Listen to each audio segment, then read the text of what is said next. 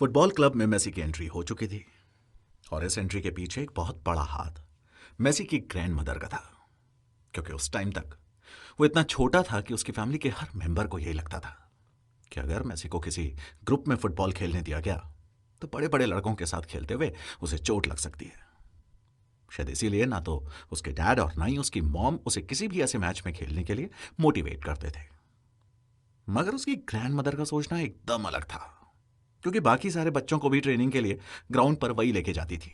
वही थी जिन्होंने बहुत इंसिस्ट किया कि उनके नन्हे मेसी को भी खेलने दिया जाए, जबकि उम्र के साथ साथ वो देखने में भी बहुत छोटा लगता था। जहां बाकी सबको मेसी को चोट लग जाने का डर होता था, वहीं उसकी ग्रैंड मदर स्टैंड्स में बैठकर जोर जोर से चिल्लाती, लियोनेल को पास दो, उस छोटे से बच्चे को पास दो, वो गोल स्कोर कर लेगा। लियोनेल की दादी थी जिन्होंने उनके पेरेंट्स को उन्हें फुटबॉल शूज दिलवाने के लिए राजी किया था। और आयरानी देखिए, मेसी की वही दादी उसे इतना बड़ा स्टार बनते हुए कभी नहीं देख पाई, क्योंकि जब वो 10 साल का था तो उनकी डेथ हो गई। एनीवेज, क्लब ग्रैंडोली के कोच एपरिसियो का अब फेवरेट बन चुका मेसी खुद अपने ही टैलेंट से अनजान था। उसे खुद ही नहीं पता था कि किस तरह उसका गेम बाकी प्लेयर से एकदम अलग और एकदम यूनिक था। उसे तो बस इतना मालूम था कि बॉल एक बार उसके पांव में आ जाए तो फिर वहां से किसी और प्लेयर के पास नहीं जानी चाहिए, बल्कि सीधा गोल की तरफ होनी चाहिए। जैसे अर्जुन को सिर्फ चिड़िया की आंख दिखती थी, ऐसे ही मेसी को सिर्फ गोल दिखता था। पर इसे वो समझ चुके थे कि मेसी कोई ऑर्डिनरी प्लेयर नहीं है। एक बहुत ही सुपर स्पेशल सॉकर प्लेयर बनना ही उसकी डेस्टिनी थी। वो पिच पर ऐसी ऐसी चीजें करता था जो उन्होंने कभी भी नहीं देखी थी।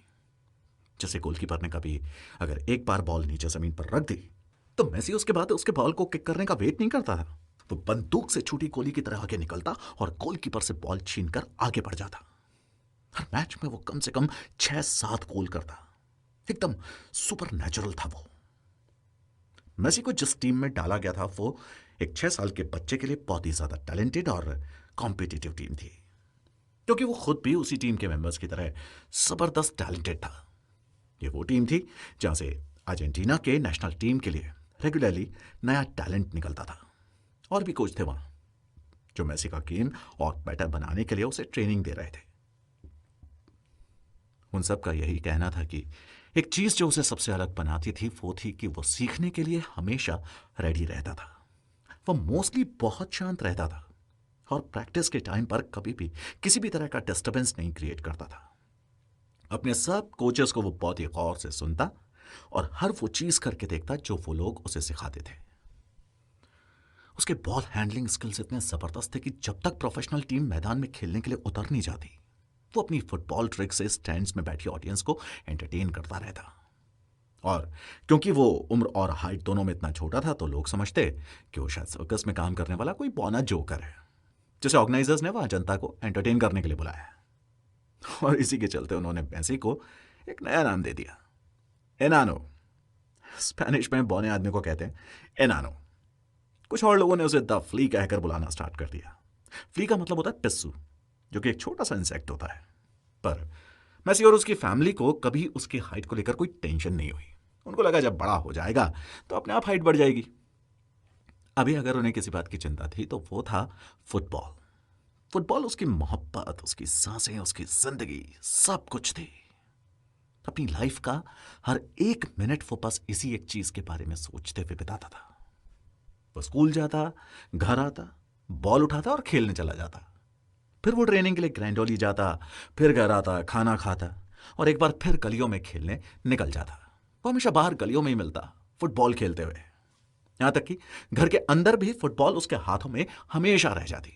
उसके जो दोनों भाई पहले उसका बड़ा ध्यान रखते थे कि बड़े लड़कों के साथ खेलते हुए उसे कहीं चोट ना लग जाए, अब जरा बेफिक्र हो गए, क्योंकि अब आस पड़ोस के लड़के जो उससे बड़े थे मेसी का ध्यान रखने लग गए थे।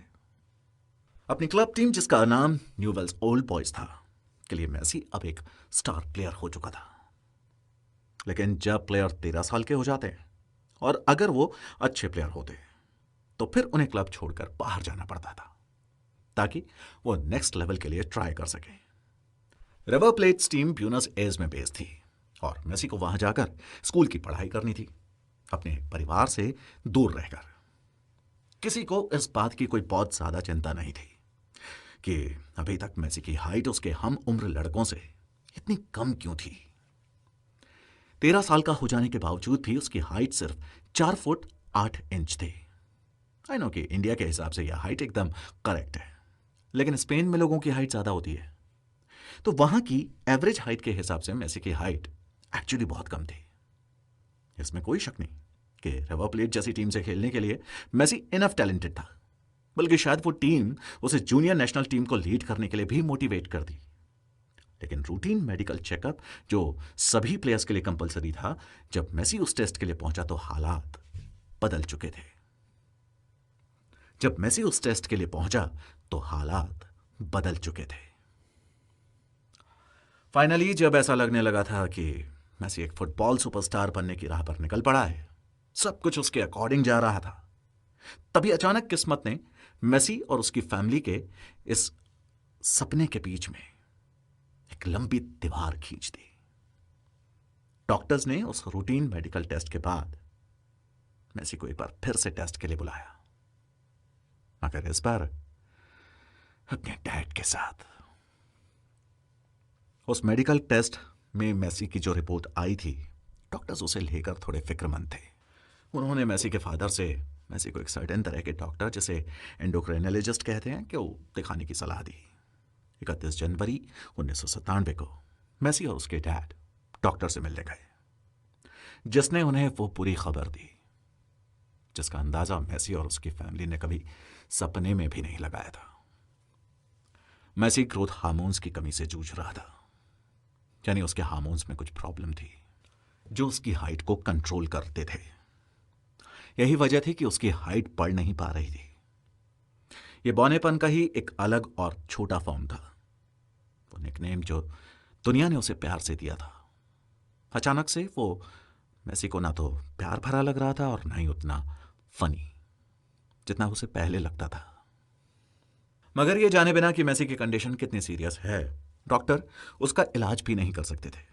इसलिए उन्होंने कुछ मेडिकल टेस्ट करने के लिए कहा, जिन्हें कंप्लीट होने में कम से कम 1 साल लग जाता। उनकी फैमिली नर्वस थी, मगर फिर भी उन्होंने 1 साल इंतजार किया, इस उम्मीद में कि शायद डॉक्टर्स इस बीच इस प्रॉब्लम का कोई ना कोई सोल्यूशन ढूंढ लेंगे। लेकिन अगर सच में मेसी की ग्रोथ रुक चुकी थी, तो यह ऑलमोस्ट इम्पॉसिबल था कि अब आगे as an adult soccer player उनका आगे कोई करियर बन पाता। और वो साल पूरा होते होते फाइनली उन्हें एक गुड न्यूज मिली कि मेसी का इलाज हो सकता था। 14 साल के मेसी को रोज खुद को बायोसिंथेटिक ग्रोथ हार्मोन्स इंजेक्शंस लेने होंगे। मेसी को इससे कोई प्रॉब्लम नहीं थी। कुछ टाइम बाद तो ये उनके लिए डेली रूटीन जैसा हो गया था, जैसे वो रोज दांत ब्रश करते थे, नहाते थे या बाल बनाते थे। शुरुआत में जब लोग उन्हें इंजेक्शंस लेते हुए देखते थे तो बड़ा डाउटफुली पूछते थे कि क्या चल रहा है, मगर फिर धीरे धीरे सबको समझ में आने लग गया। वैसे भी वो कोई बहुत बड़ा टास्क नहीं था। मेसी को भी पता था कि ये उनके फ्यूचर के लिए बहुत इंपॉर्टेंट है, और मेसी एक रिस्पॉन्सिबल पर्सन थे। बाद में तो उन्होंने कहा भी था कि इतना रिस्पॉन्सिबल वो बने ही सिर्फ इसलिए क्योंकि इस एक चीज पर उनका पूरा सॉकर करियर डिपेंड करता था। लेकिन लेजेंड्स पैदा नहीं होते, बल्कि ओवर द टाइम चैलेंजेस से लड़ते लड़ते, मुश्किलें सहते सहते एक आम सा दिखने वाला आदमी फाइनली लेजेंड बन जाता है। मेसी के लिए तो चैलेंजेस अभी तो बस शुरू ही तो हुए थे, और जितने बड़े लेजेंड वो आज हैं, वो बनने के लिए उन्हें अभी और कई चैलेंजेस फेस करने थे। एक नई प्रॉब्लम मेसी की फैमिली के सामने थी, जिसका सोल्यूशन दूर दूर तक कहीं नहीं दिख रहा था। क्या था वो चैलेंज जिसने एक बार फिर मेसी के फुटबॉल करियर पर क्वेश्चन मार्क लगा दिए थे? क्या मेसी और उसकी फैमिली ढूंढ पाए उस चैलेंज का सोल्यूशन? क्या था वो सोल्यूशन?